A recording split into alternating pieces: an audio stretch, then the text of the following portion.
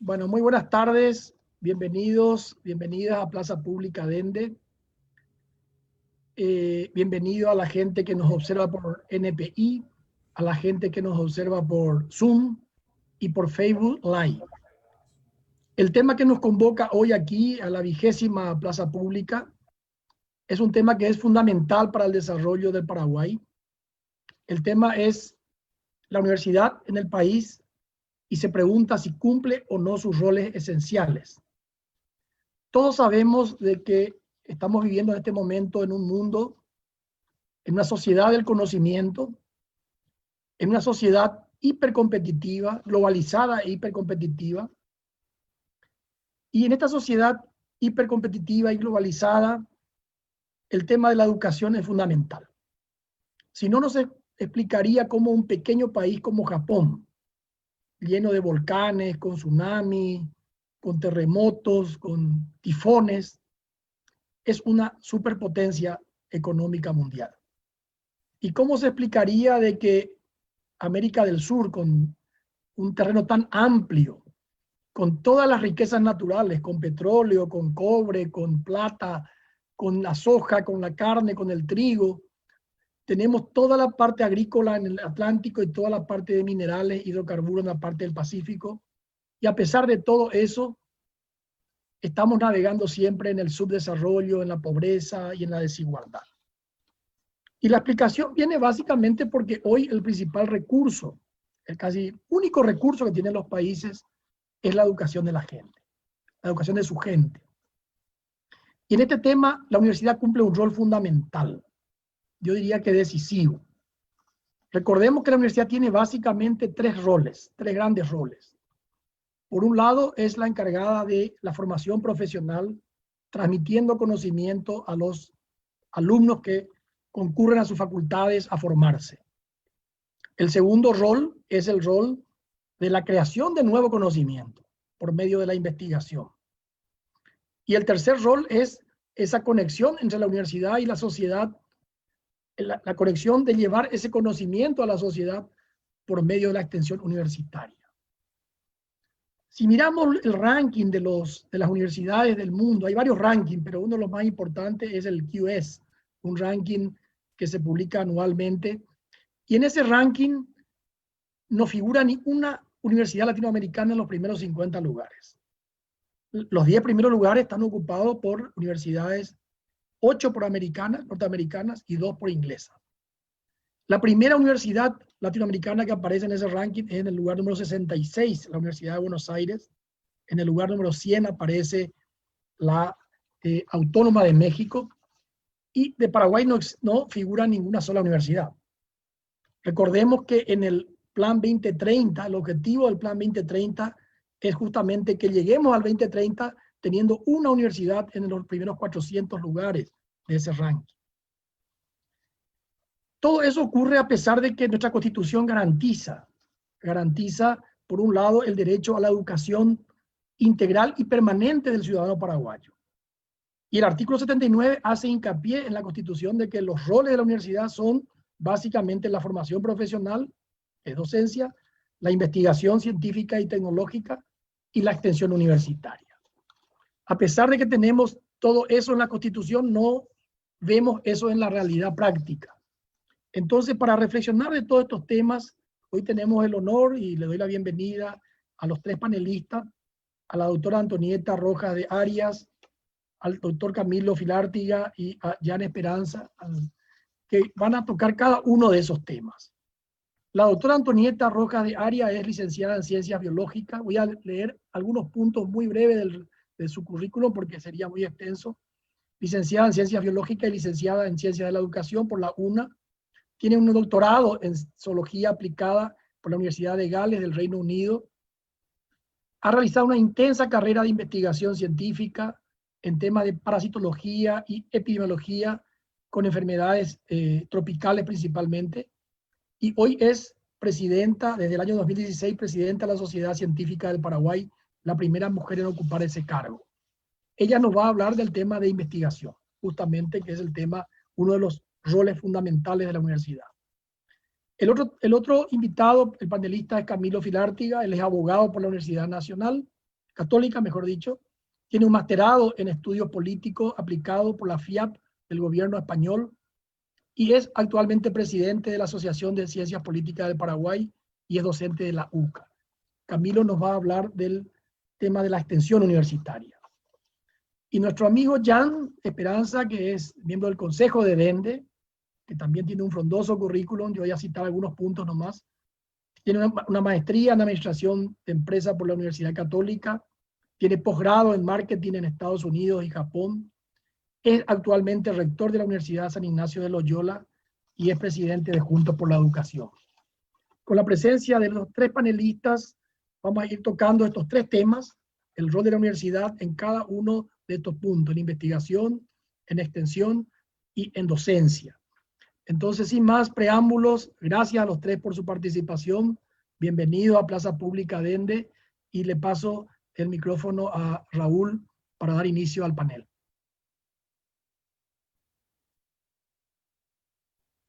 Gracias, Alberto. Bueno, realmente hoy estamos muy contentos con nuestra temática y vamos a hacer siempre el mismo procedimiento. Vamos a darle aproximadamente unos 10 minutos a cada panelista y posteriormente en la sección del conversatorio tendremos breves consideraciones y preguntas por parte de también personalidades que nos honran con su presencia.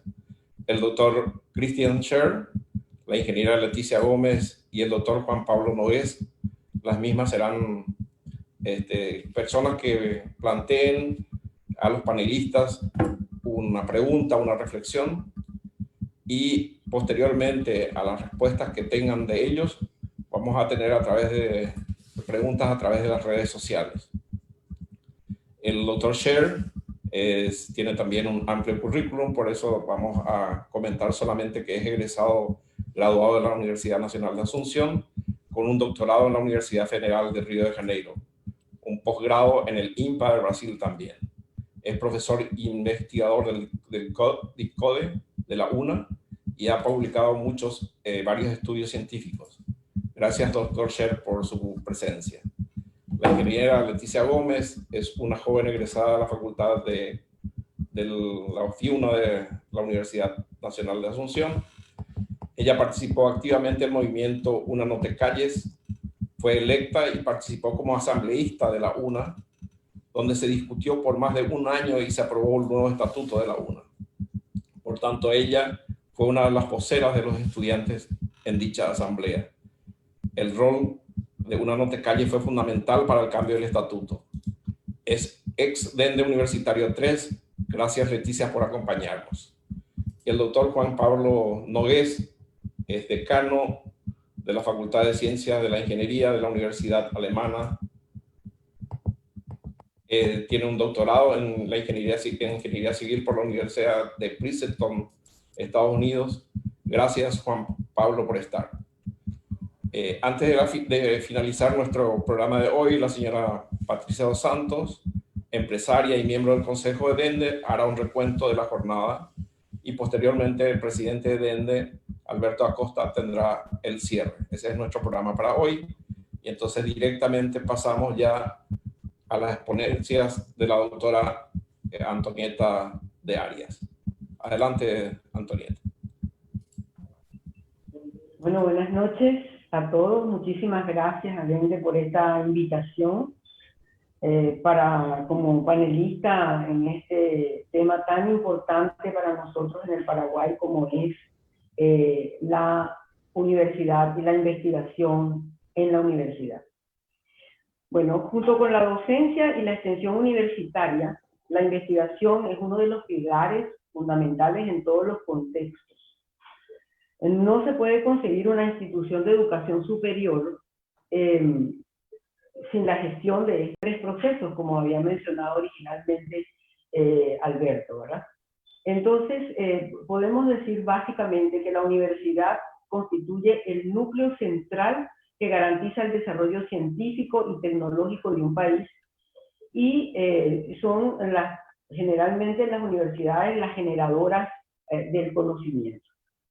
Sin embargo, en Paraguay recién antes del 2008, la investigación era considerada un gasto y no una inversión.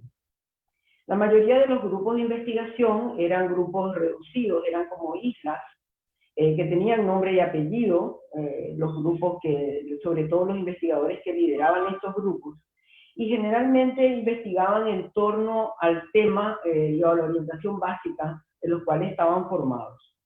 Generalmente no necesariamente tenían que ver con prioridades de la investigación nacional, sino más bien estaban relacionados a temas de interés propio y generalmente conseguían financiamiento fuera del país para llevar adelante las investigaciones.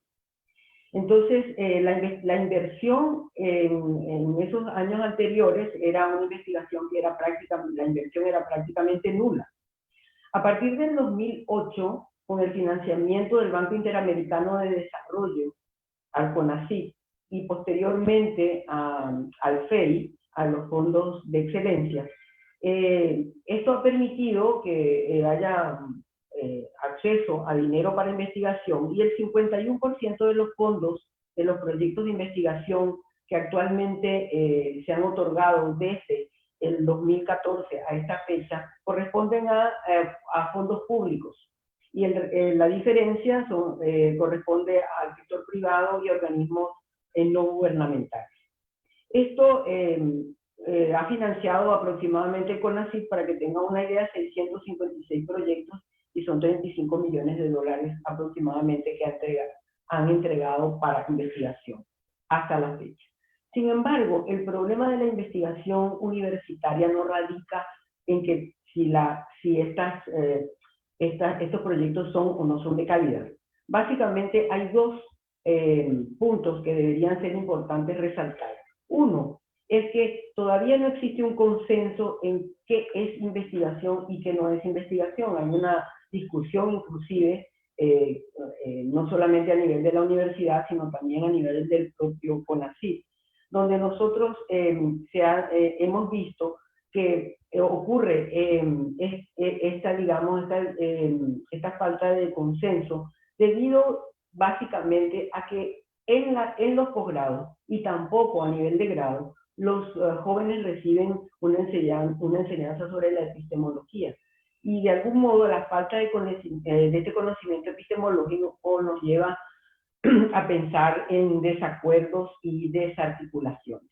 El otro punto sería que los procesos de investigación en este momento son individualistas.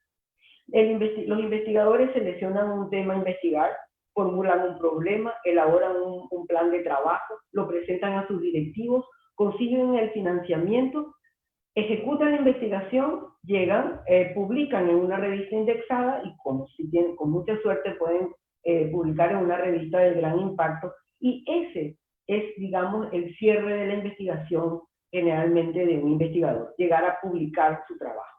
Y es lo que le exige al investigador la universidad y el programa de incentivo al investigador, que se basa básicamente en el mentorazgo y la meritocracia. O sea, es acumular méritos académicos individuales o para el grupo de trabajo.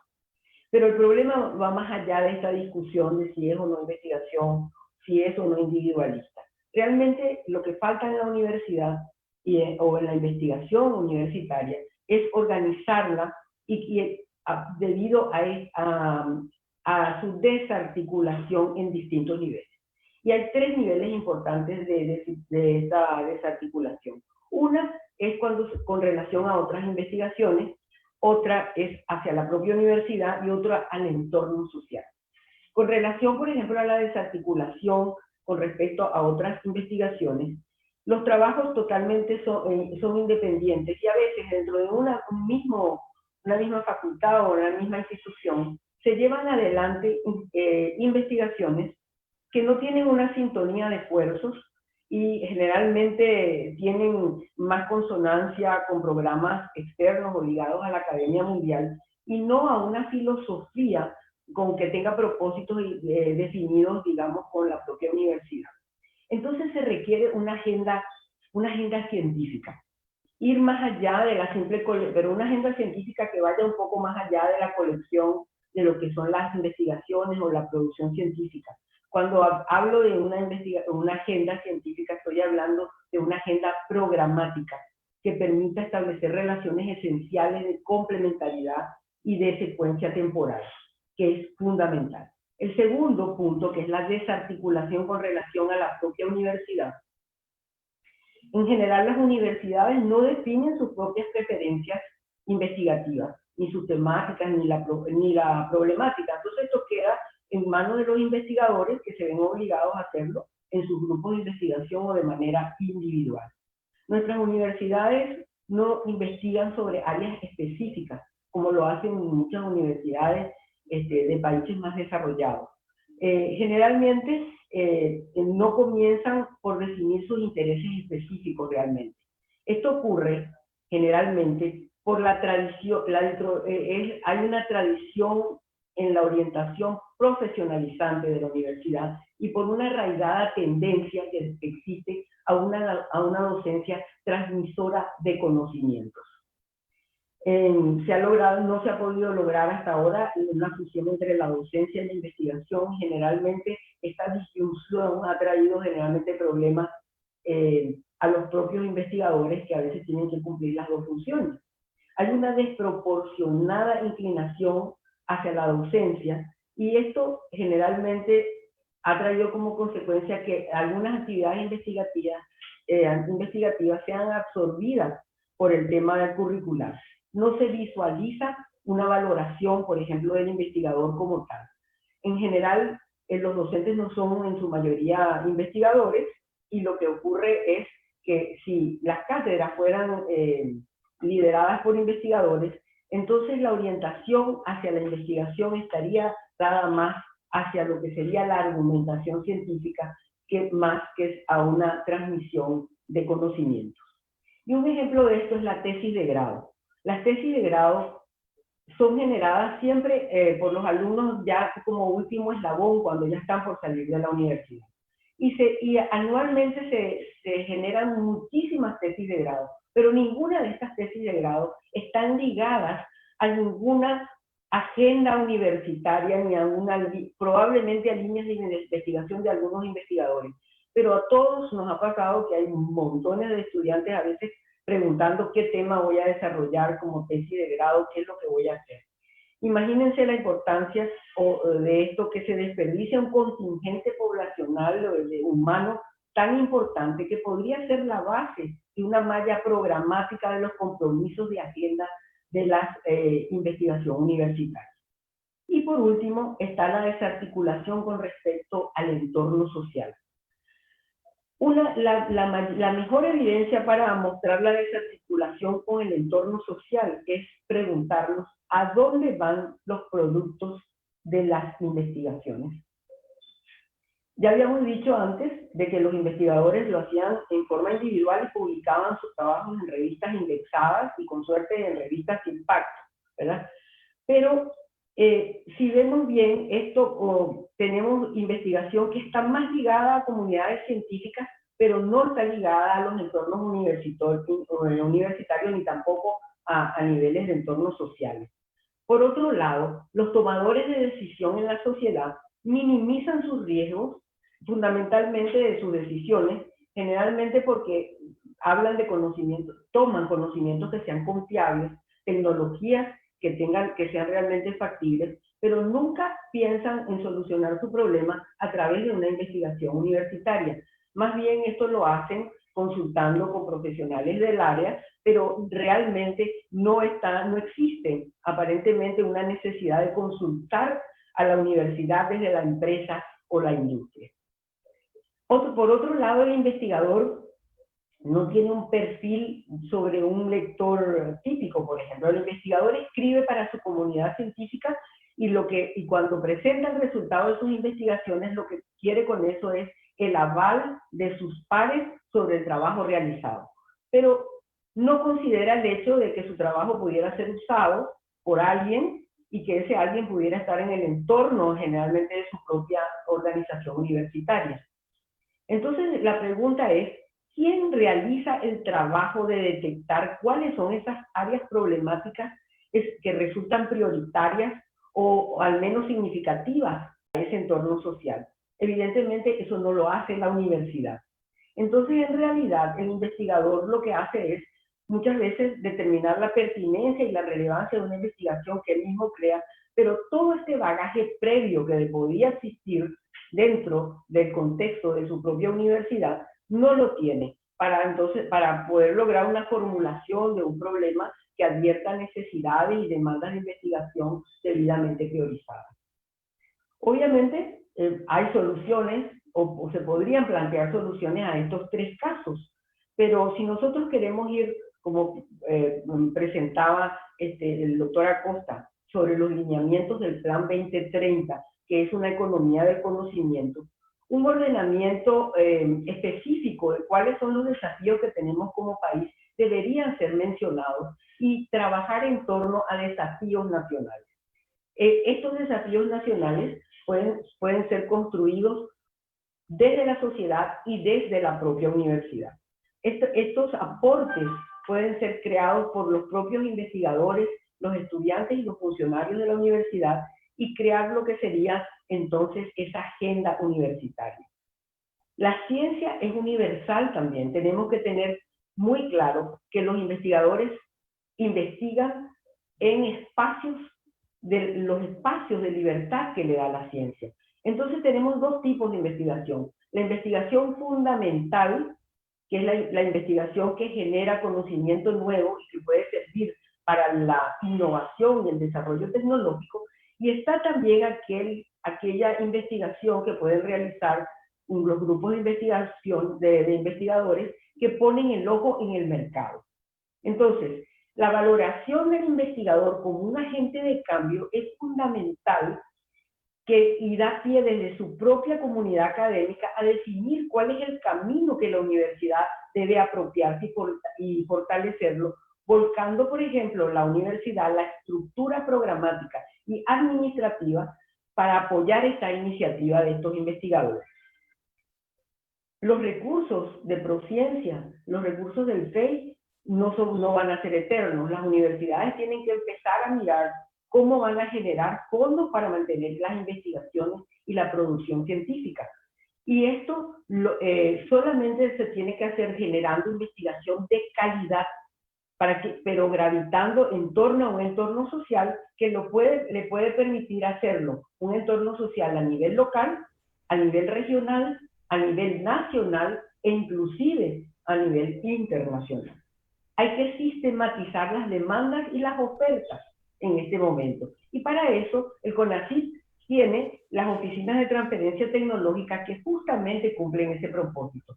Pero realmente, si pueden cumplir ese propósito de estas oficinas OTRI, deberían tener toda una malla organizativa de la investigación universitaria detrás para que facilite ese trabajo que deberían hacer estas oficinas de transferencia tecnológica para potenciar los efectos en el entorno.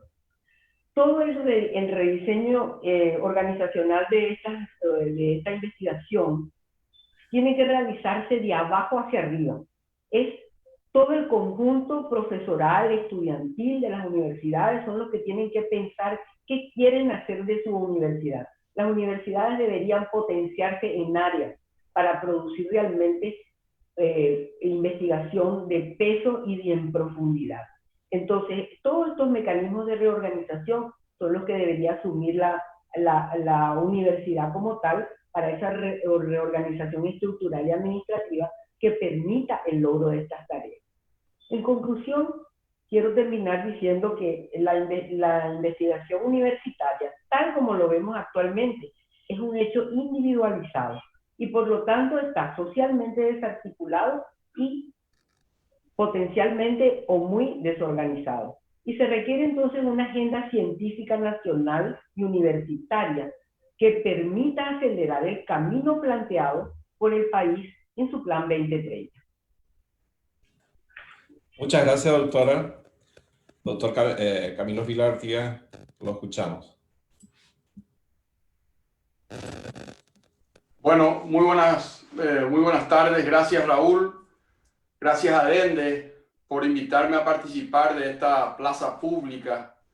Un concepto que para la democracia es tan relevante, esta idea del ágora, de la plaza de las polis griegas, que se reunían justamente en donde se reunían justamente los ciudadanos para debatir y plantear los problemas de la sociedad. En esta oportunidad me invitaron a participar para plantear algunas ideas respecto a la vinculación de la universidad con la sociedad y los desafíos de la sociedad. Escuchándole a la doctora Antonieta y pensando en el tema también, se me viene a la mente la idea del modelo. ¿Cuál es el modelo que estamos nosotros pensando de la universidad? ¿Qué modelo de universidad estamos realmente discutiendo? Y lo que veo en realidad es que no se está discutiendo a profundidad esta idea del modelo. Solemos distraernos en cuestiones superficiales y no vamos realmente al fondo de la cuestión que tiene que ver con varias de las cosas que la doctora Antonieta en su magistral exposición estuvo planteando. ¿Cuál es el modelo de universidad para el Paraguay para los próximos 10, 15 o 20 años, atendiendo sobre todo los enormes desafíos que tenemos como país en materia política, en materia económica, en materia social, en materia de relaciones internacionales? Yo siento que seguimos estancados en un modelo tradicional de universidad, algo de lo que mencionó ya la doctora Antonieta, que privilegia casi con exclusividad la dimensión de la docencia por sobre la investigación y la extensión universitaria. Pensando nada más rápidamente, podemos hacer memoria cuántas universidades hoy cuentan con un vicerrectorado de extensión universitaria o con un departamento o una unidad de extensión que realmente refleje el interés institucional de la universidad por cumplir a cabalidad este rol de la extensión universitaria.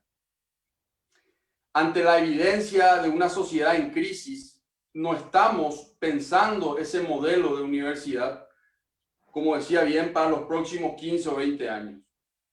Un modelo que debe ser o debe tender a ser menos burocrático, más flexible, más eficiente, con procesos más transparentes y de rendición de cuentas al interior de la gestión y sobre todo con mecanismos de diálogo más horizontales con el entorno académico, pero también con el entorno social. En esta idea de pensar los roles de la universidad, o sea, ¿para qué sirve la universidad? Uno puede pensar en estas tres dimensiones que ya fueron mencionadas por Alberto y la doctora Antonieta. Una dimensión investigativa para estimular la investigación, una dimensión de generación del conocimiento y una dimensión que tiene que ver con la transformación de la sociedad. Podríamos decir que nuestras universidades están estancadas en lo que hace a investigación y en lo que hace a extensión universitaria y de alguna manera más o menos estamos replicando un conocimiento, porque al no investigar, al no promover la investigación, tampoco estamos generando un conocimiento nuevo. Esto es grave, sobre todo en un entorno como el que tenemos actualmente, atendiendo los desafíos que la democracia paraguaya tiene hoy, en un contexto de país que ha tenido un desarrollo económico concentrado en ciertos sectores, pero manteniendo enormes brechas de desigualdad y de exclusión para grandes sectores de la población y sobre todo una precarización de la ciudadanía que es muy importante. A decir de Paul Johnson, escritor e historiador inglés, la universidad además tiene la obligación de brindar al estudiante los ideales de un sistema moral, a través del cual pueda producirse una sociedad libre, creativa y justa. Un estudiante imbuido de valores éticos podrá ser o no una buena persona, pero con seguridad va a poder distinguir y tener claro lo que está bien de lo que está mal. Y ahí cabe una autocrítica a nosotros como docentes, como autoridades de universidades, cuánto hemos hecho en este tiempo por promover en los jóvenes, en nuestros estudiantes, una conciencia ética, una conciencia al servicio de su sociedad. En ese sentido, en cuanto a los modelos de universidad y los desafíos de ese modelo, pienso en una universidad que pueda realmente desburocratizar sus procesos y su gestión sobre todas las cosas, tendiendo hacia un proceso de mayor transparencia y rendición de cuentas. Hemos visto en los últimos 6 o 7 años casos escandalosos de corrupción en algunas universidades que deshonran la confianza del estudiante con la universidad. Es necesario invertir tiempo y esfuerzo en una mayor capacidad de las universidades para articular acciones con actores estratégicos de la sociedad. La universidad no puede continuar como en una isla, aislado de los problemas reales de la sociedad y sobre todo con la incapacidad de articular acciones. ¿Qué hacemos con la sociedad civil? ¿Qué hacemos con el Estado, que muchas veces nos busca para plantear algunas actividades o algunos proyectos y como universidad no tenemos capacidad de respuesta? ¿Qué hacemos con el sector privado, que demanda muchas veces conocimiento fresco, conocimiento joven, digamos, que pueda estar al servicio de las distintas iniciativas de un sector privado pujante? Necesitamos y tenemos una responsabilidad ética como docentes de invertir y de enfatizar en la promoción de debates y espacios de reflexión al interior de nuestras aulas, pero también al interior de nuestras universidades en un sentido más general. Fortalecer en nuestros estudiantes la capacidad de debate, la capacidad de diálogo, que son aspectos fundamentales para lo que se llama la cohesión social, que es un aspecto relevante para la democracia. Fortaleciendo y promoviendo además el pensamiento crítico, el pensamiento autónomo en nuestros estudiantes. Pasar de un modelo tradicional, jerárquico de la educación universitaria hacia uno de mayor horizontalidad entre los estudiantes y los docentes, donde el estudiante es realmente el protagonista de ese espacio de aprendizaje y el docente debe ser un facilitador, debe ser un motivador, una persona que pueda incentivar al estudiante a conocer más y a adquirir más conocimientos. Yo me quedo por acá para no excederme del tiempo, sobre todo que me habían indicado. Muchas gracias, doctor Filártiga. Bueno, ahora corresponde el turno a nuestro amigo Jan Esperanza. Jan.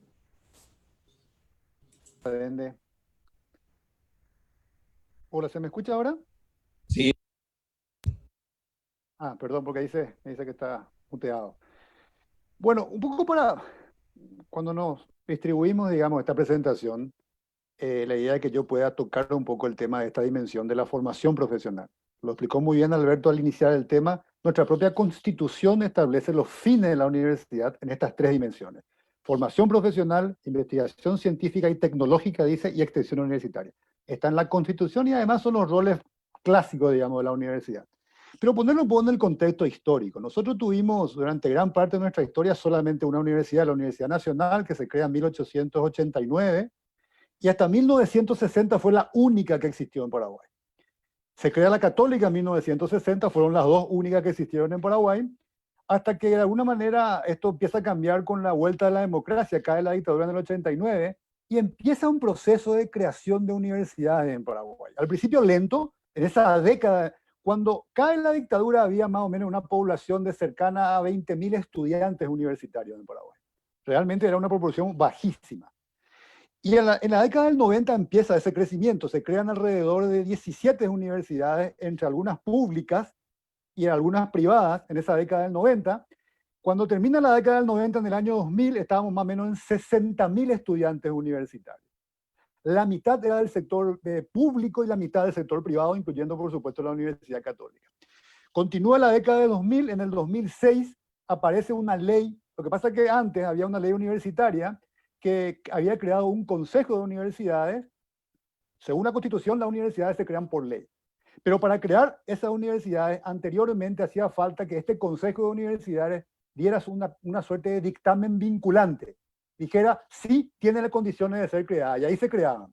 En el 2006 se saca esa condición de que sea vinculante y se crea directamente por ley en el Parlamento. Durante esos 4 años que duró esa ley del 2006, se crearon cerca de 30 universidades. Ahí se masificó el tema, digamos. Y en el 2010, recuerden, 20.000 en el 90, 60.000 en el 2000, y en el 2010 ya estábamos en cerca de 180.000 estudiantes universitarios matriculados, digamos.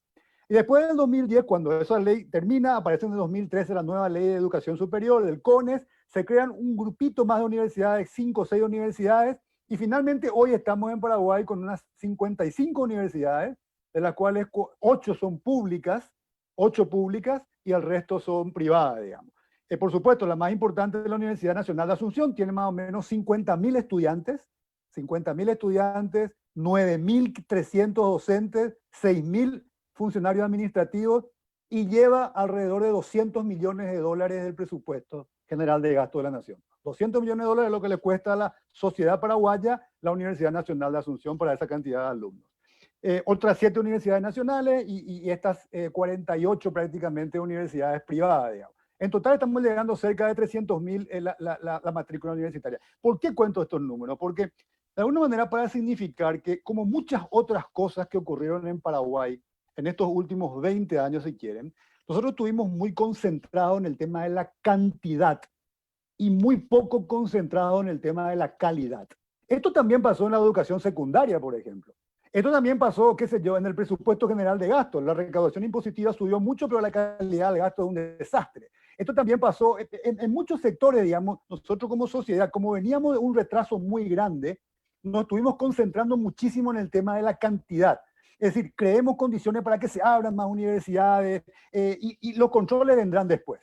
Obviamente después, el CONE hoy trata de generar algún mecanismo, digamos, mucho más exigente para la apertura de carreras o universidades. La ANEAES, que es la institución que se encarga de la calidad del proceso educativo, entre comillas, Juan Pablo después puede hablar, escribió un artículo muy interesante donde decía, si MIT, que es una de las principales universidades del mundo, quisiera acreditarse en Paraguay, no lo podría hacer porque el sistema de acreditación tiene unos componentes que no le van a permitir, lo cual me da que pensar de que entonces nuestro sistema de acreditación, que probablemente esté muy centrado en cuestiones más administrativas y no realmente en temas de calidad, que sería investigación, que sería extensión y que sería formación profesional. Pero volviendo al tema, el punto central es mucha concentración en el tema de cantidad, un serio problema en el tema de calidad. Ahora, ¿cómo medimos si ese rol se está cumpliendo o no? Ese rol de formación profesional, que en cierta manera significa que la persona que está en la educación superior pueda desarrollar competencias, pueda desarrollar habilidades, pueda desarrollar forma de poder desempeñarse de una manera profesional o en el mundo profesional de la mejor manera posible. Y no tenemos realmente mecanismo de evaluación de eso. Por ejemplo, en el sistema secundario y primario existe una evaluación de la calidad del aprendizaje que se llama SNEPE, y también la prueba PISA a nivel internacional, que te va midiendo cuáles son tus niveles de aprendizaje donde se supone que tenés que estar. Y eso te permite evaluar cómo está funcionando un sistema educativo en función a su objetivo central, que es el aprendizaje. Bueno, eso no tenemos en el tema de la universidad. Tenemos que usar algunos proxies, digamos. Qué sé yo, Paraguay en el índice de... Porque ¿cuál es la lógica? La lógica, y lo decía Alberto al inicio, para el desarrollo de un país, obviamente, no es lo de tener el sistema educativo bueno, es tener capital humano avanzado. El capital humano avanzado obviamente proviene de un sistema educativo que pueda brindar eso dentro de un país. Nosotros en el índice de competitividad global, Paraguay figura, por supuesto, muy mal, pero eso se divide de vuelta en diferentes pilares. El pilar donde peor estamos es precisamente el pilar vinculado a la formación de capital humano avanzado. El pilar de innovación y el pilar de formación de capital humano avanzado. Y eso uno en realidad puede notar cuando empieza a analizar, por ejemplo, el funcionamiento de nuestra economía. Nosotros somos una economía muy poco productiva. Y la productividad, los economistas lo saben, digamos, en el largo plazo lo que define el crecimiento de un país es la productividad. La productividad. Y nosotros obviamente tenemos pocos también estudios con respecto a eso, pero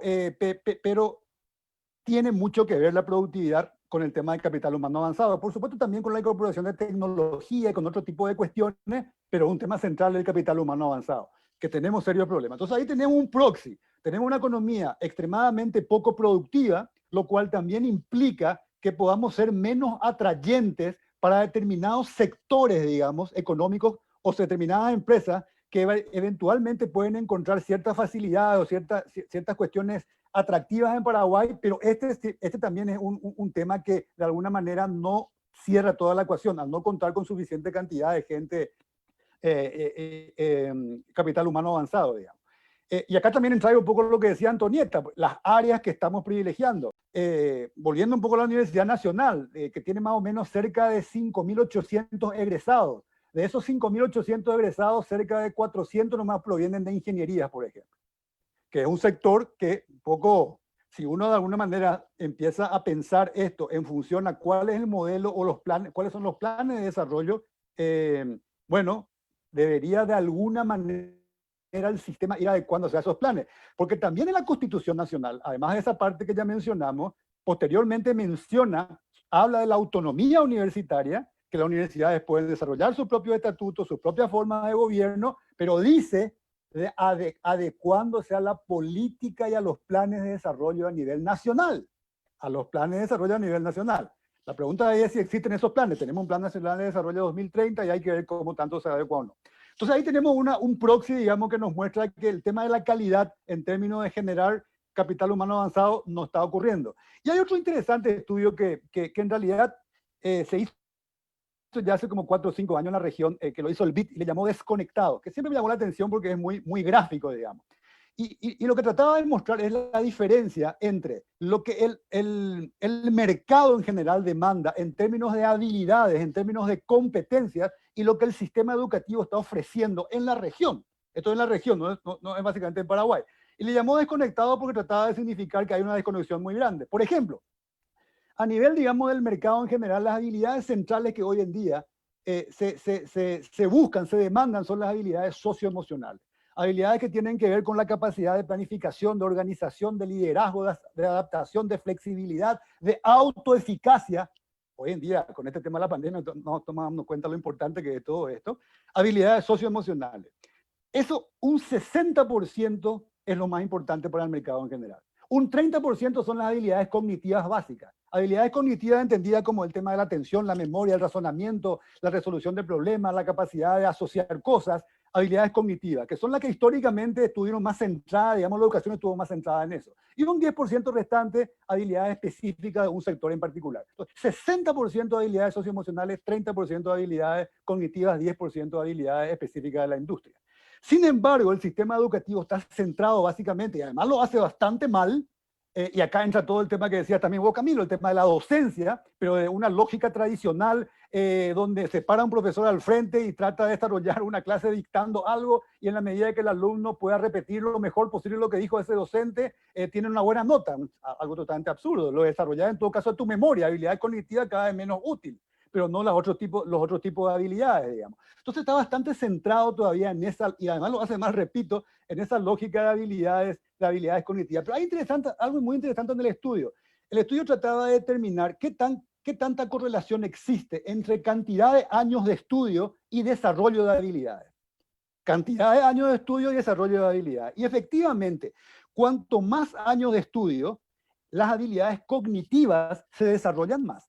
Cuando yo termino la secundaria, casi duplico mis habilidades cognitivas que si solamente termino la primaria. Y si continúo en la universidad, aumenta de vuelta un 30% mis habilidades cognitivas. Pero no ocurre lo mismo con las habilidades socioemocionales, lo cual demuestra que no hay un enfoque en eso. ¿Qué significa esto? Que se muestra que cuando yo paso a nivel secundario, aumenta efectivamente un 40% el aprendizaje de mis habilidades socioemocionales. Pero cuando entro al sistema universitario, se mantiene casi plano.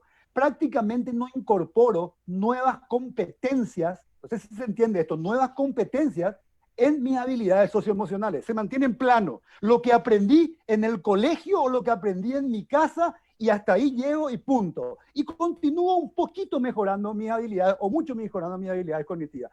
Esto es lo que demuestra, este proxy lo que demuestra es una desconexión total con el mercado, digamos. Si el mercado lo que te demanda son habilidades socioemocionales en un 60%, y yo no estoy generando, no estoy construyendo ese tipo de competencia, entonces ¿de qué desarrollo profesional estoy hablando?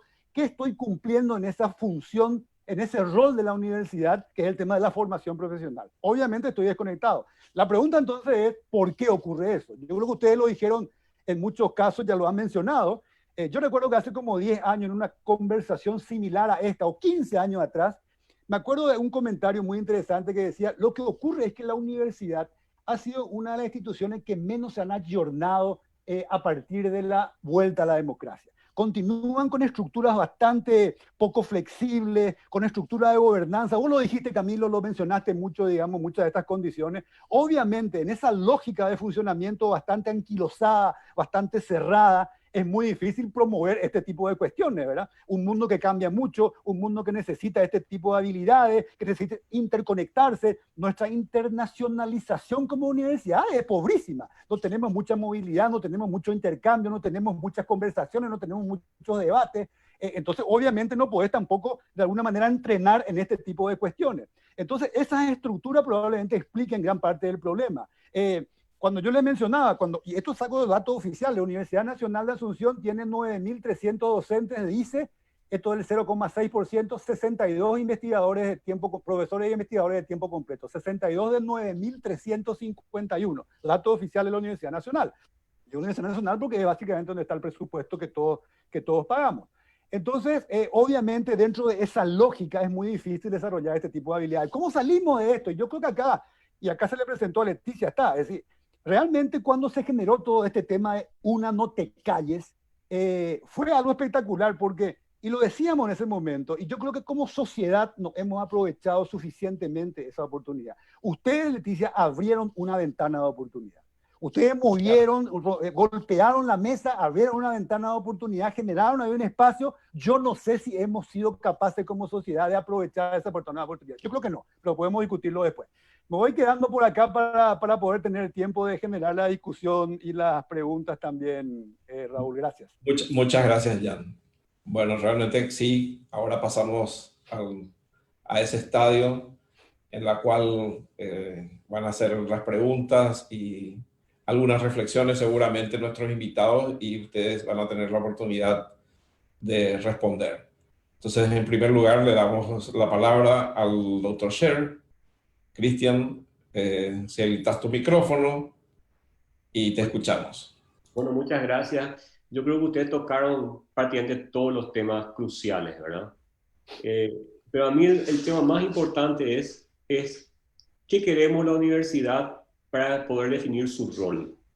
Creo que la universidad, cuando se quería formar una clase media de profesionales, la universidad fue buena. O sea, estamos generando una clase media.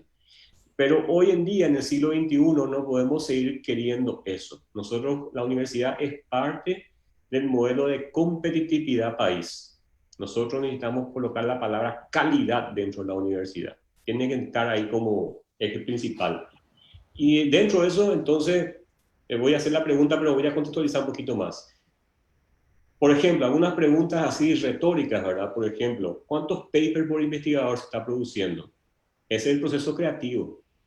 ¿Cuántas patentes por investigador se está haciendo? En todas las universidades paraguayas. Es el proceso de transmisión y extensión, el proceso que nos va a llevar a la extensión después.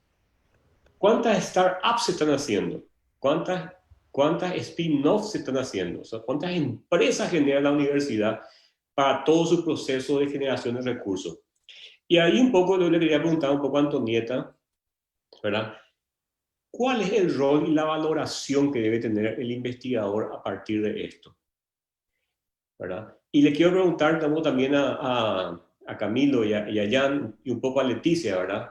Si el rol del investigador es creación, transmisión, formación de nueva generación, formar la nueva generación de paraguayos, por lo menos yo me siento con mucha responsabilidad sobre mis hombros.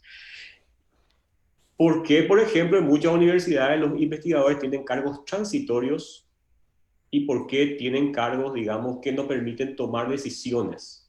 Ejemplo de ello son muchos investigadores en las universidades y además de eso, muchos de los becal. Paraguay gastó muchísimo dinero formando personas con becal que hoy no tienen la capacidad total de insertarse y realizar los cambios que ellos vieron en las universidades extranjeras. O sea, ¿cuál es el rol nuevo que debe tener la universidad? Así, en pocas palabras. Tenemos que continuar con la universidad escolástica, por decirlo así, o debemos pasar a un nuevo rol que nos haga competitivo y nos posicione en el ranking. ¿Y qué pasos debemos dar para eso? Gracias, Cristian. Vamos a hacer la pregunta a la doctora Antonieta, ya que realmente es el rol investigativo, y si pueden aportar lo demás brevemente también a la respuesta, ya que el planteo de la pregunta incluía a los demás. Adelante, doctora Antonieta. Efectivamente, yo creo que la valoración del investigador es fundamental. El investigador es el elemento de cambio para poder pasar de investigaciones mal llamadas en este momento de básicas o aplicadas realmente a investigaciones de calidad.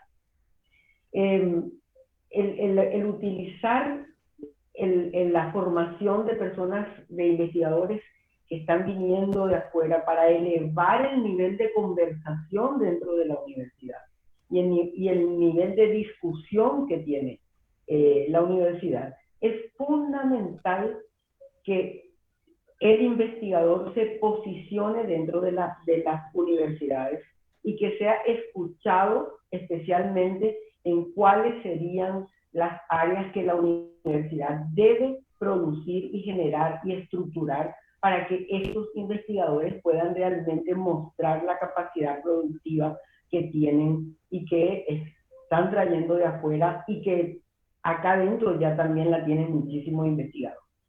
No podemos seguir investigando sin tener un norte en el sentido de buscar que la universidad cumpla su rol e identifique hacia dónde quiere ir en el área de investigación.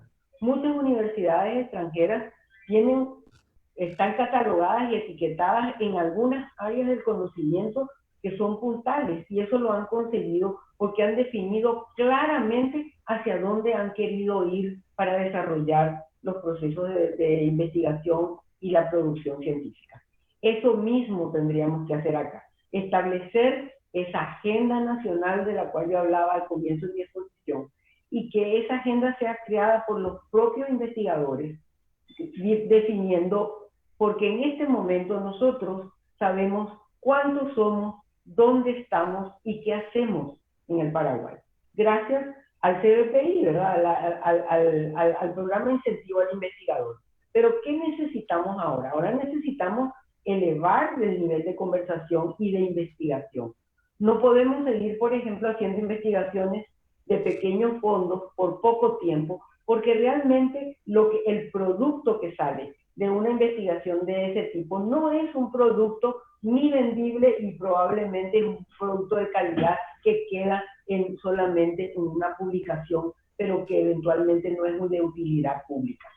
Tenemos que pensar en investigaciones estratégicas, sin dejar de producir y de hacer investigación básica, y sobre todo investigaciones donde los investigadores puedan escoger su área de investigación. No es cuestión de imponer líneas de investigación por decreto, no, es crecer desde abajo con toda la malla de funcionarios, de investigadores, de estudiantes, y que las aulas se conviertan no en una transmisión de conocimientos por muy actualizados que estén, sino que sea realmente clases argumentativas donde el individuo pueda realmente desarrollar su pensamiento crítico. Porque de lo contrario, mientras nosotros no desarrollemos el pensamiento crítico en los estudiantes, e inclusive a nivel de posgrado, nosotros no vamos a conseguir que se pegue ese salto en la conversación científica que tanto necesitamos. Gracias, doctora Rojas. Camilo, ¿querés agregar algo? Ya que también te incluyó la pregunta. algo breve, Camilo, te escuchamos. Sí, no, nada más reforzar ese concepto muy interesante que planteó la doctora Antonieta, esta idea de la desarticulación con el entorno social de nuestras universidades, de la agenda de investigación, ¿verdad? Y la falta de compromiso institucional de nuestras universidades con la investigación. Cuando se pregunta cuál es el rol que nuestra universidad tiene que tener, claramente es un rol protagónico hoy, ¿verdad? En la generación de un conocimiento nuevo, y para eso se necesita, por supuesto, una inversión decidida y muy fuerte en lo que es la investigación. Gracias, Camilo. Leticia. ¿Cómo estás, Leticia? Te escuchamos. Buenas noches. Buenas noches a los panelistas y buenas noches a toda la teleaudiencia. Primero que nada, quiero agradecer por haberme invitado a este panel de preguntas, a la familia Adende, siempre reinventándose aquí en vía Zoom, ya que no podemos reunirnos, ¿verdad? Bueno, yo tengo dos preguntas que son para el profesor Camilo Filártiga, que sería, ¿en cómo podemos mejorar las universidades para poder tener un vínculo eficiente con el Estado? Pero mi segunda pregunta es, ¿cómo podemos mejorar el Estado para tener un vínculo eficiente con las universidades? O sea, estamos siempre enfocados en las universidades, de cómo se puede motivar al estudiante, cómo formar a los docentes, formarnos en valores para distinguir lo que está bien, que lo que está mal, tener un conocimiento técnico, pero yo veo como algo de oferta y demanda. O sea, si el Estado no confía en sus universidades, ya sea públicas o privadas, ¿cómo pretenden que las universidades hagan llegar sus propuestas al Estado si son ignoradas? Actualmente, algunas propuestas que yo había escuchado, por ejemplo, de la Facultad de Arte, de la FADA, de la Facultad de Arte, Diseño y Arquitectura de la Universidad Nacional de Asunción, propuestas contra el COVID-19 para establecimientos, para atender a pacientes. O sea, es una cosa que tiene que ser, que van de la mano, que tiene que ser de parte del Estado como de parte de la universidad. Porque déjame decirte una cosa, si me permiten decir, el artículo 191 del Estatuto actual de la Universidad Nacional de Asunción habla de la extensión universitaria, que lo conoce como un proceso pedagógico transformador y de compromiso social, que contribuye al desarrollo inclusivo, sostenible y sustentable de la sociedad paraguaya. O sea, desde nuestra parte, desde la universidad, hablo de nuestra parte porque me considero todavía muy parte de la universidad por todo el proceso que habíamos pasado. Desde el Una No Te Calles, que fue un proceso de cambio. A mí realmente me molesta bastante cuando dicen que se quedó en la nada después del Una No Te Calles, porque ese fue un proceso de cambio. Nosotros en esa época no pretendíamos cambiar de la noche a la mañana lo que es un problema de años, de más de capaz años de antes que nosotros habíamos nacido y todo. Entonces hablamos de un proceso de cambio. El segundo paso para mí estuvo clave en el estatuto. No es el estatuto perfecto, pero sí hubo mucho trabajo, arduo trabajo, más de 40 sesiones, más de 40 fechas en la sesión permanente de la reforma del estatuto, tratando punto por punto.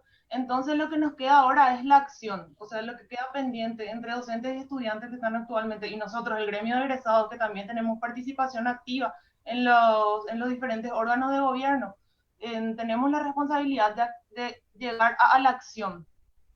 Una palabra que al señor Alberto le gusta mucho decir es el enforcement, ¿verdad? El reglamento está, ahora que funcione.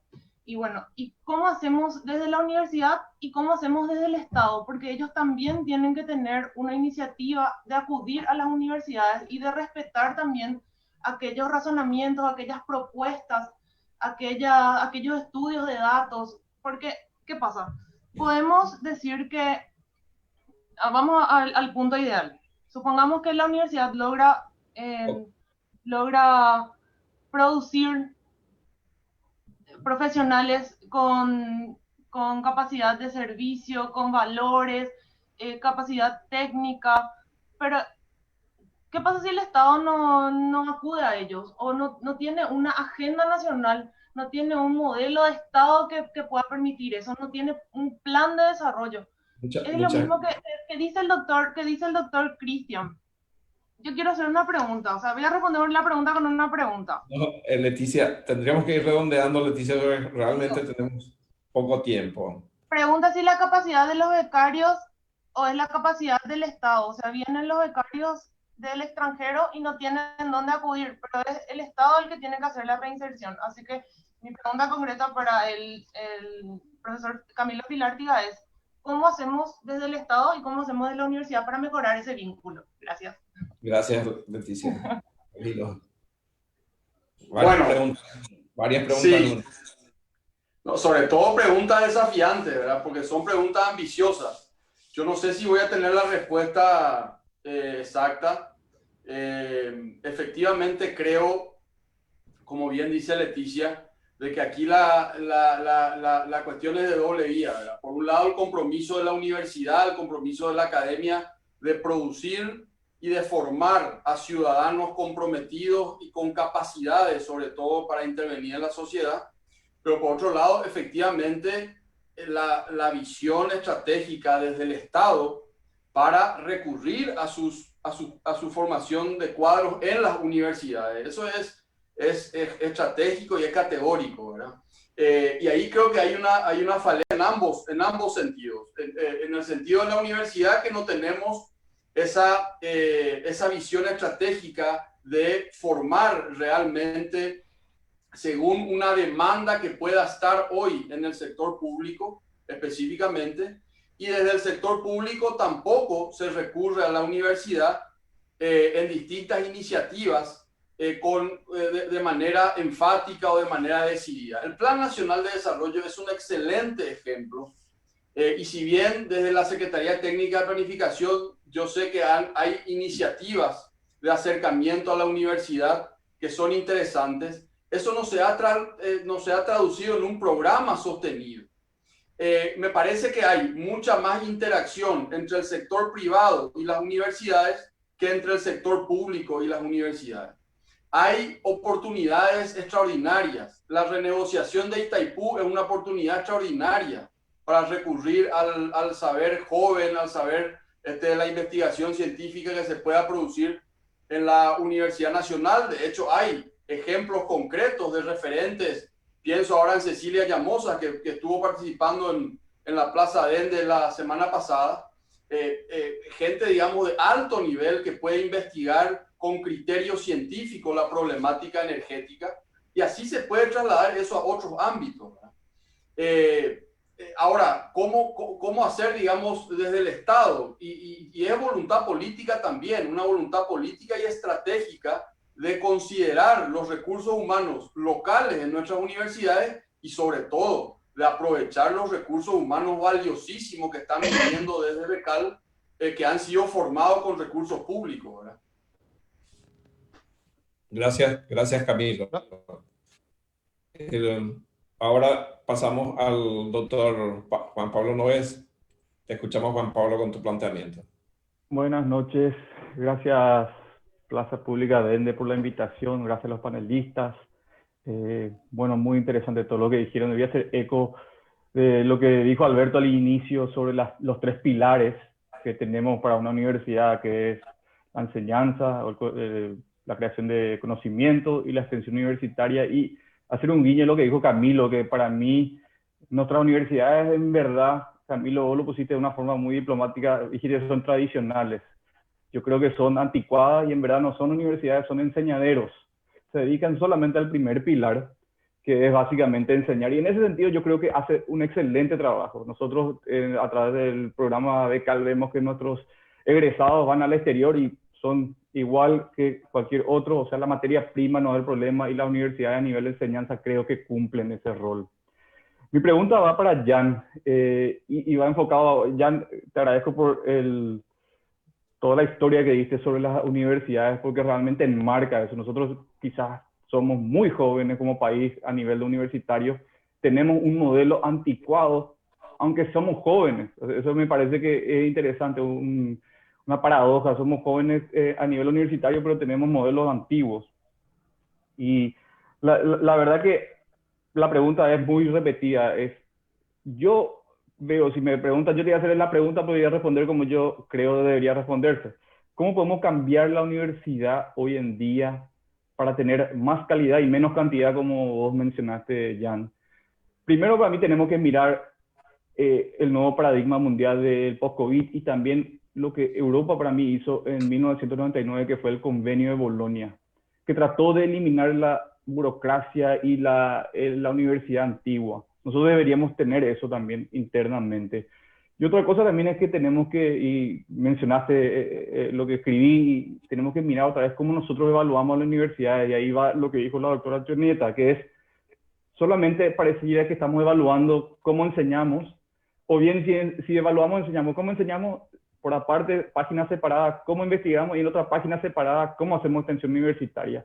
Y hacemos check, check, check en los tres diferentes, y nos vemos que los tres son otra vez la misma cosa. O sea, el profesor que investiga enseña su investigación. Y otra vez, cuando publica, hace su extensión. O sea, no son tres acciones separadas por diferentes organismos o diferentes actores. Bueno, y con eso, entonces, Jan, ¿cómo pasamos de menos cantidad o igual cantidad, pero mayor calidad post-COVID? Gracias, Jan. Gracias, Juan Pablo. Sí. Jan, te escuchamos. Bueno, yo no sé si lo dijiste, por ahí lo dijiste de una manera, no sé si retóricamente nomás, Juan Pablo, pero yo no creo que la parte de enseñanza lo haga bien también. Y justamente lo que decía con algunos proxies es, si lo hiciese bien, debería estar mucho más adecuado a lo que el mercado demanda. Y ese es mi punto, digamos, está desactualizado. Es decir, obviamente, cuando decimos que una universidad tradicional o anticuada o muy lejana a la modernidad, es en todo sentido, no es solamente en la investigación o en la extensión, es también en lo que se está enseñando. Esa forma tradicional no te está generando capital humano avanzado. Y es cierto, tenemos mucha gente de becal, pero cuidado, tenemos, lo que demuestra que tenemos un capital interesante que se puede formar, pero eso es una pequeñísima fracción de la matrícula total, o de toda la gente, digamos. Eso es lo que te demuestra es la excepción en cualquier regla. Vos tenés un grupo de gente brillante que de todas maneras nomás luego va a ser brillante y le da un poco de oportunidad y lo aprovechan, digamos, ¿verdad? Y lo otro es el tema de calidad-cantidad. Lo que pasa es que hay que también poner en perspectiva. Fíjense, de cada 100 niños y niñas que ingresan a la escuela primaria en Paraguay, una cohorte, de cada 100, solo 41 terminan la secundaria. 41 nada más terminan la secundaria.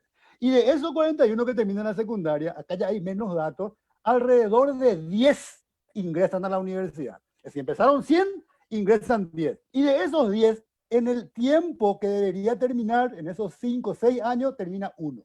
Es decir, 1 de cada 100. Eso no es tampoco cantidad.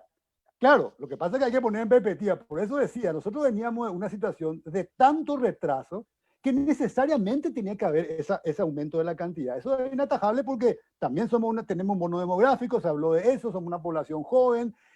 Ojo, es una población que también ha cambiado mucho su constitución. Hoy somos una clase media mayor. Naturalmente, el que está en clase media empieza a mirar el mundo de manera distinta, quiere formarse más, empezó a viajar más, de otra cosa. Eso ocurrió en todo el mundo. Esa tasa de matriculación va a tener que ir nomás luego creciendo. Lo que ocurre es que tenemos que ponerle énfasis al tema de calidad. Mientras ocurre lo otro, tenemos que ponerle énfasis al tema de la calidad. Y ahí pasamos muchas cuestiones. Y acá en el chat hay súper interesantes intercambios. ¿Por qué no generamos más convenios con la gente de afuera? ¿Cómo podemos hacer para que esto se abra? Esto pasa mucho por una cuestión de liderazgo, porque es cierto, hay también dentro de nuestro ámbito de la universidad islas de excelencia, islas que funcionan muy bien. Qué sé yo, FIUNA en algunas cosas, FADA, otras de las universidades privadas también. Hay también islas de excelencia que demuestran que normalmente el denominador común es que tuvieron al frente personas que se animaron a hacer nomás las cosas, que empezaron a hacer con muchas trabas, le cerraban las puertas, pero le pusieron realmente mucho empeño. No es lo ideal, por supuesto que queremos un sistema, pero no hay otra forma de ir rompiendo esto. Eso del lado de adentro. Y del lado de afuera, yo también me preocupa. No hay liderazgos políticos que impulsen esto con mucha fuerza, lo cual me hace suponer que no se entiende realmente la importancia central que tiene para el desarrollo el tema de la universidad. no está en el discurso político tradicionalmente. De hecho, el discurso político que se discute en la universidad es el tema del arancel cero y cómo ese podemos financiar y por qué tal cosa. No, hay una discusión. ¿Hace cuánto que no escuchamos un debate, una discusión central que debería también ser dentro de la universidad? Esa es la lógica de la universidad vinculada a la sociedad. Está muy desvinculada. Otro me preguntaba, ¿pero no es acaso que el mercado también tiene que adecuarse a la universidad? El tema es que está desvinculado. Vive ahí como encerrado en su mundo, bastante desvinculado del mundo de la sociedad, digamos. Entonces, tenemos un problema de liderazgo político que entiendan que esto es importante forzar y, por supuesto, internamente tenemos ese problema de anquilosamiento, digamos, que vos le llamaste bastante anticuado. Gracias, Jan. Bueno, realmente con esta ronda culminamos con nuestros invitados y tenemos preguntas de Jan, ya contestó alguna de ellas, pero podríamos hacer las otras de las tantas que tenemos en las redes. Y una de ellas dice que las empresas, la de Mabel Gómez de la Fuente, dice que las empresas han ocupado un importante espacio en el desarrollo de habilidades blandas o socioambientales y habilidades cognitivas. ¿Cómo se podría trabajar en conjunto, empresas y universidades, para validar y certificar estos conocimientos y capacidades a modo de potenciar en beneficio mutuo? Entonces, con esto, si Camilo querés contestar, después pasamos brevemente a los demás y comenzamos la última ronda. Sí, creo que para poder hacer eso que plantea esta persona, de ese acercamiento entre las empresas privadas y la universidad inexorablemente tiene que plantearse primeramente en su interior una reingeniería estructural e institucional. Hoy los procesos en nuestras universidades, por lo menos en algunas de ellas, son procesos excesivamente burocráticos. Muchas veces incluso nos demoramos demasiado en entregar un título, en esos procesos más administrativos y burocráticos. Las respuestas tienen que ser más ágiles, tienen que ser más eficientes y los procesos tienen que ser más transparentes.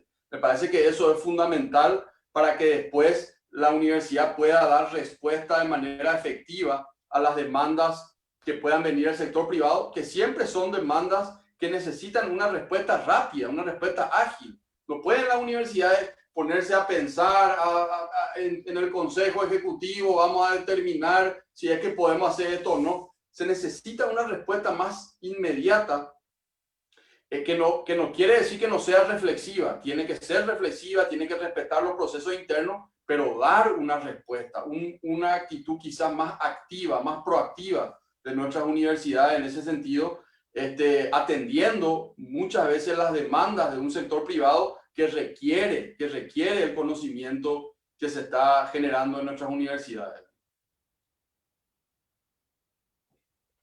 Permiso, Raúl, para responder también a eso nomás. Adelante, Jan. Sí, no, muy rápidamente. Totalmente de acuerdo con Camilo, pero muchas veces la vida también es un poco más simple. Hay un montón de oportunidades y de espacios que hay que aprovechar. Hay que juntarse. De repente acercarse, de repente abrir la puerta, acercarse de ambas partes y decir, mira, tengo esta situación. ¿Será que podemos colaborar con esto? Hay un montón, los americanos le llaman low hanging fruit, es decir, la fruta que está más fácil de agarrar. Hay un montón de espacios que se pueden rápidamente ir ocupando. Lo otro que dice Camilo es hacia eso hay que avanzar, ¿verdad? Eso nos va a llevar más tiempo seguramente. Aprovechemos estos espacios, abramos la puerta, golpeamos de ambas partes, ¿verdad? Hoy hay mucha separación. Hay un espacio que se puede rápidamente empezar a andar. Y esto es golpeando la puerta y sentándose.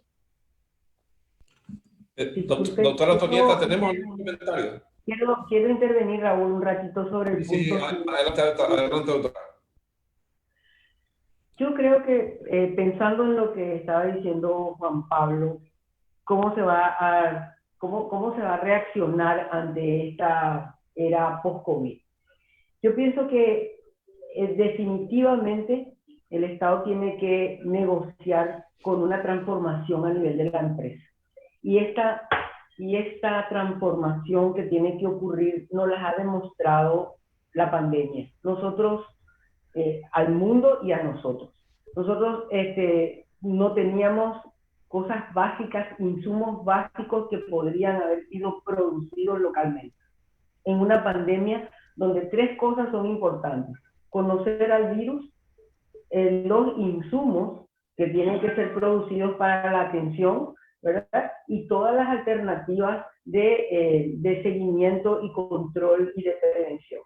En el caso de la producción de insumos, acá, ni tapabocas especiales para los servicios, ni máquinas que se necesitaban, ni reactivos que podrían haber sido elaborados por la propia universidad o por todo el bagaje y la cantidad de investigadores que tenemos de haber empezado a producir algunos reactivos, algunas pruebas para hacer detección. Eso podría haber sido hecho acá. Pero ¿por qué ocurre esto? Porque no se tiene todo el bagaje de producción científica desde las dos miradas, de la investigación fundamental y de la investigación puesta en el mercado. Sí, ¿por qué los países más desarrollados reaccionaron mucho más rápido? Porque realmente ya venían investigando sobre estas enfermedades que habían sido ya prioritarias para ellos en el pasado. Ya habían tenido pandemias con estos tipos de coronavirus, ¿verdad? De las mismas familias del coronavirus. Ya conocían muchos de los mecanismos y habían avanzado mucho en el estudio. Porque la ciencia no es inmediatez, no se puede pensar en una ciencia inmediata si se quiere producir ciencia de calidad. Hay que hacerlo con tiempo y con un proceso. Entonces, el post-COVID tiene que ser una revaloración de lo que el país necesita para reaccionar ante las emergencias. No solamente a la pandemia, cualquier emergencia. Hay que prepararse para un país ser resiliente a las pandemias, un país que sea resiliente a la producción de alimentos, un país que sea resiliente a la utilización del agua. Todas esas cosas que tenemos en el Paraguay y que deberían estudiarse en profundidad desde la investigación fundamental hasta la producción y de productos de calidad que puedan ser utilizados por el entorno, ya sea local, regional, nacional, y con mucha suerte, y si lo estamos haciendo bien, pues pueden internacionalizarse. Hay que cambiar la mirada de cómo se relaciona la empresa con la universidad, porque la universidad es la productora del conocimiento, es el centro que debería cambiar todos estos aspectos. Y no puede ser que nos encontremos con dinero para comprar, pero no podemos comprar porque todos los demás tenían comprado los elementos que se necesitaban. Estábamos desprotegidos, ¿por qué? Porque no lo hacemos ni siquiera localmente. Hay que apuntar a solucionar los problemas básicos. Y en este caso, esta no va a ser la única, ni la última pandemia que vamos a tener. Y entonces, señores, hay que prepararse para una pospandemia, no solamente para generar el componente económico, sino para fortalecer la educación básica, la educación de aplicación en el conocimiento y la generación de productos que sean de utilidad para el país. Ahora hay todo un movimiento muy importante que lo está haciendo la UNESCO, la CEPAL, que es el movimiento de ciencia abierta. Es un derecho tener acceso a toda la ciencia. Entonces, si es un derecho y todos podemos tener acceso a formar gente afuera, a traer y a instalar, a hacer una ingeniería reversa de las cosas para aprender cómo se hacen la tecnología, porque la ingeniería reversa es lo que nos va a permitir aprender sobre lo ya hecho e innovar sobre eso. Eso debería ser la mirada que tendría que hacerse en este momento para la pospandemia. Gracias, doctora. Yo le pediría que realmente utilice otra vez un minuto más para despedirse, cerrando un poco esta parte del conversatorio. Tiene usted la palabra, doctora.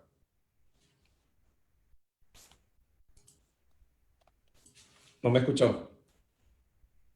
Realmente le damos entonces a Camilo para que, si tenga algo que decir todavía, yo sé que hay muchas cosas que decir, ¿verdad? Pero algo que pueda ir con el que podamos ir cerrando tu participación, Camilo.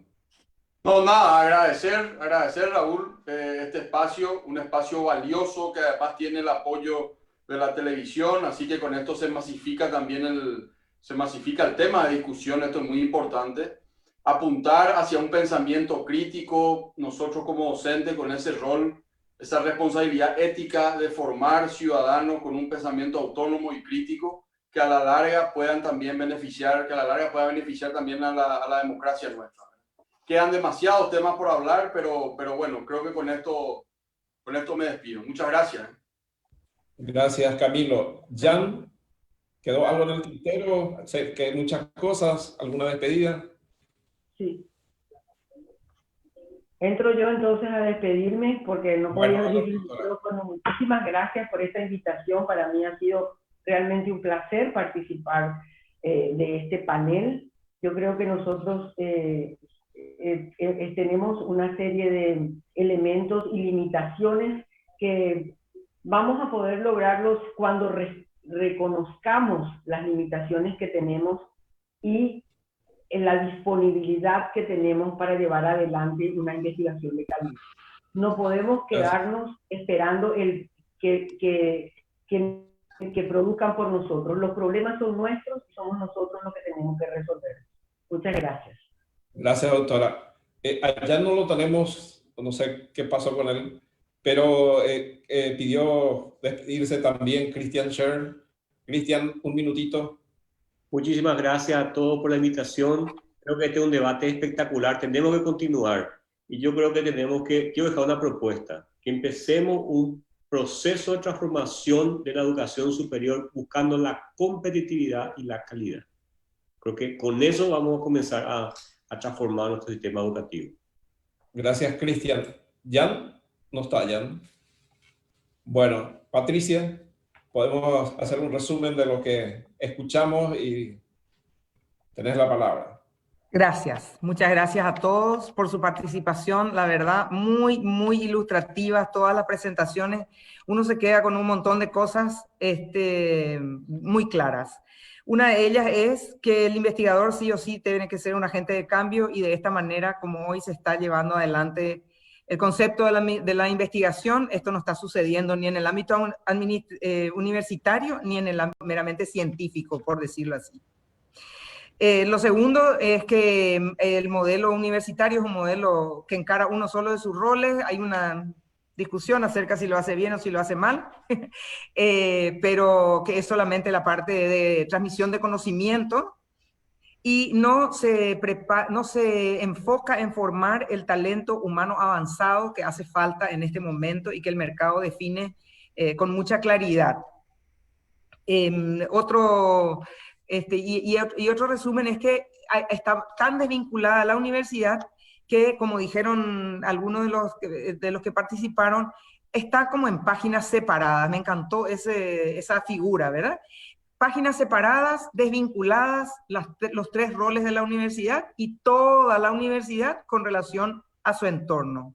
Hay una sociedad que va por su cuenta, desarrollando cosas a la medida de las necesidades, mucho más abierto al mercado, actualizado, etcétera, etcétera. Y la universidad va por su lado cultivando el mismo modelo, así como la ciencia va por su lado cultivando el modelo del individualismo y la meritocracia.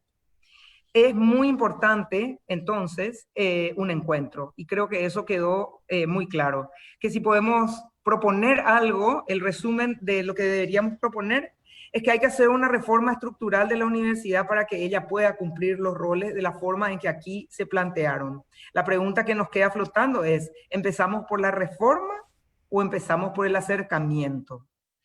Tenemos una oportunidad ahora, a raíz del COVID y en el post-COVID, de darle a la universidad una nueva dimensión, pero con un sentido de urgencia que realmente hace falta imprimirle. Muchas gracias. Bueno, volvió Jan, sí, solamente se despide porque realmente ya tenemos... Me despido, Raúl, me despido con dos cuestiones también. Necesitamos también más una no te calles. Hay que moverle al sistema. Ese status quo por dentro no cambia solo y hay que moverle más. Ojalá haya más y cada vez más de eso y cuando haya, aprovechemos un poco mejor la oportunidad. Gracias. Gracias, Jan. Alberto. Bueno, muchas gracias a los panelistas. Realmente fue un panel muy rico. Quedaron abiertas muchas cosas para seguir debatiendo. Yo quiero despedirme contándole lo que va a ser el Plaza Pública de la semana que viene. Ayer se presentó en el Congreso la ley de presupuesto general de la Nación, que es la ley más importante que se promulga cada año. Es la ley más importante después de la Constitución, porque ahí se refleja de alguna manera todo lo que se escucha de discurso, de promesa política. Finalmente uno va y mira en el presupuesto cuánto se asigna a cada cosa. Entonces ahí está reflejado dónde se va a gastar, dónde se va a invertir y de dónde se va a recaudar. Y en este año que viene, el año 2021, el presupuesto va a ser realmente crítico, ya que se habló mucho hoy del tema post-COVID. El COVID nos deja con una caída muy fuerte de la economía, con un aumento enorme del desempleo, con un aumento enorme de la pobreza, y requerimos un Estado que nos ayude a reactivar esa economía, que invierta más y gaste menos. Requerimos un Estado que ayude a contener la problemática social. Eso también requiere de un Estado que gaste más y mejor en el tema social. Pero por otro lado requerimos un Estado que recupere su equilibrio perdido. Este Estado que tiene una ley de responsabilidad fiscal que limita su déficit al 1,5% del PIB. El año pasado se disparó a 2,9%, este año se va a ir a casi 7% del PIB. Y cuando decimos déficit, el déficit se financia con deuda. Eso nos llevó a un endeudamiento, a saltar el endeudamiento de forma muy explosiva, y el año que viene ya no tenemos mucho margen para seguir endeudándonos. Entonces, a mí nos gustaría mucho ver cómo presenta el gobierno este presupuesto, y eso lo vamos a analizar el miércoles que viene con la presencia de dos exministros de Hacienda, César Barreto y Manuel Ferreira, y con la presencia de un asesor principal del ministro Borda en su momento, que era Fernando Masi. Entonces vamos a desglosar, vamos a detallar, y nos va a permitir ver si este presupuesto realmente nos va a servir para la pospandemia, nos va a servir para reactivar la economía y nos va a servir para la contención social. Entonces están invitados para el miércoles que viene en Plaza Pública de Ende. Gracias de vuelta a todos y los esperamos el miércoles que viene. Muchas gracias.